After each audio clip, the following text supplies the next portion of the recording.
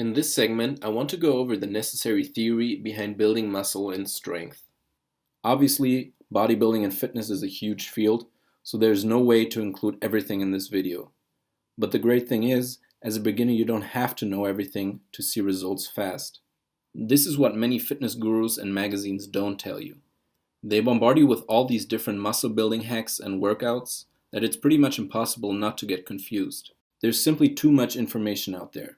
This makes getting in shape seem like rocket science, when in fact it's a pretty straightforward process.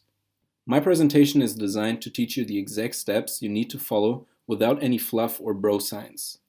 I call this the muscle building formula, and in my opinion, it's the best way of explaining the essence of successful bodybuilding.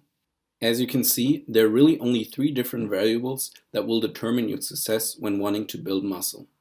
First, of course, you need to train, preferably with weights, to overload your muscles and trigger growth. Then you want to consume enough calories so your body has the energy to not only continue training, but also to build more muscle tissue. And last, you have to give your body time to rest so it can recover and adapt to the new stress level. Now, this all might seem like basic stuff, but once we look at each aspect of the muscle building formula more closely, you will see that the devil is in the detail. Let's start with the right training. When creating our workout and coming up with the right exercises, we need to keep in mind that our end goal is to build more overall muscle. There are some exercises better suited for this purpose than others. They're called compound exercises or compound movements. Instead of targeting just one muscle, compound movements work several muscles at once by utilizing multiple joints when doing the exercise. This allows you to lift more overall weight, which in turn will lead to more muscle growth.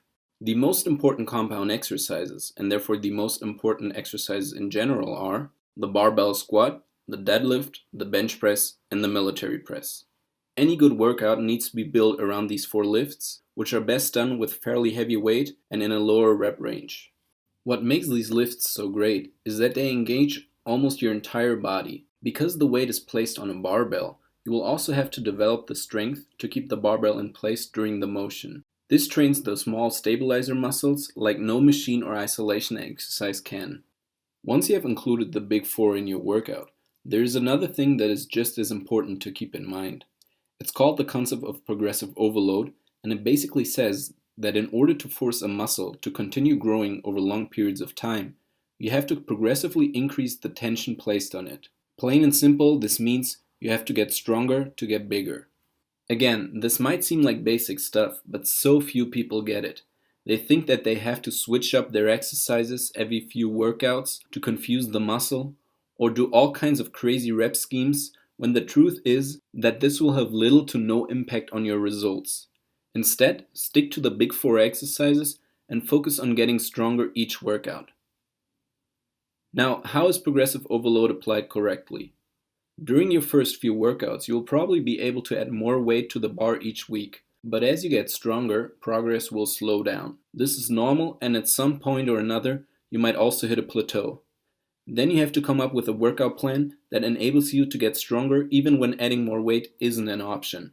I have developed a strategy that does exactly that, which I'll share with you in the lesson on progressive overload. Okay, let's quickly talk about cardio before going to the nutrition part of the muscle building formula. What role cardio will play in your workout really depends on your goals. I, for example, am not a big fan of cardio because I have a really fast metabolism. This means that even when I sit around all day, my body will burn a lot of calories. Before starting to work out, I was a really skinny guy, and my main concern was to pack on size.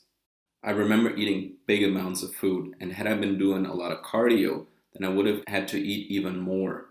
If this applies to you as well, then you should really limit your cardio at first. Because remember, the purpose of cardio is to burn calories, which is only helpful when you're trying to lose weight and not when you're trying to build muscle. While it is possible for beginners to do both at the same time, a calorie deficit will greatly reduce your body's ability to grow muscle. For now, just keep in mind that when you want to build muscle, less calories burned is actually a good thing. That doesn't mean, of course, you shouldn't be doing any cardio at all. It's a great way to train your heart and lungs, and it will help raise your overall fitness level. This brings me to the second part of the muscle building formula. Nowadays, many people think of calories as evil things that need to be avoided. But in fact, when wanting to build muscle, there is almost nothing more important than a caloric surplus. Imagine you have a house and you want to expand it. You want to build another floor on top. What do you need? Extra bricks. When building muscle, calories are your bricks. They measure the energy stored in our food. Without this energy, your body will not be able to grow more muscle tissue, which in turn renders your exercise pretty much pointless. This might come as a surprise to you. I know that many people think they should always be eating less calories. They think that eating more will only make them fat, and they're usually afraid of going into caloric surplus. This is where good versus bad calories come into play. In theory, you could only eat pizza and ice cream and you would quickly reach your caloric surplus. Obviously, this is not what is meant when talking about taking in enough healthy calories. You really need to make sure to watch your proteins, fats, and carbohydrates, and make sure to not get them from sources such as fast food. Besides your workout and diet, recovery is the third main factor on your road to muscle glory. What you need to know is that the exercise itself works only as a trigger for muscle growth. During your training, you overload the muscles and break down muscle fibers. If you provide your body with the right nutrition and enough time to recover, they will grow back larger in order to withstand higher workloads in the future. Keep in mind that muscles don't grow while you train, but afterwards. The body builds stronger muscle fibers only when it has time to recover, and this is done for the most part while we sleep. You should be getting at least 7 to 9 hours of uninterrupted sleep per night. Anything below 7 hours and you'll sacrifice possible muscle gains and even your health in general. If you find yourself under a lot of stress or simply can't sleep that long, try taking regular naps throughout the day. There are also other ways to maximize your recovery ability, like meditating, massages, or even prescription drugs.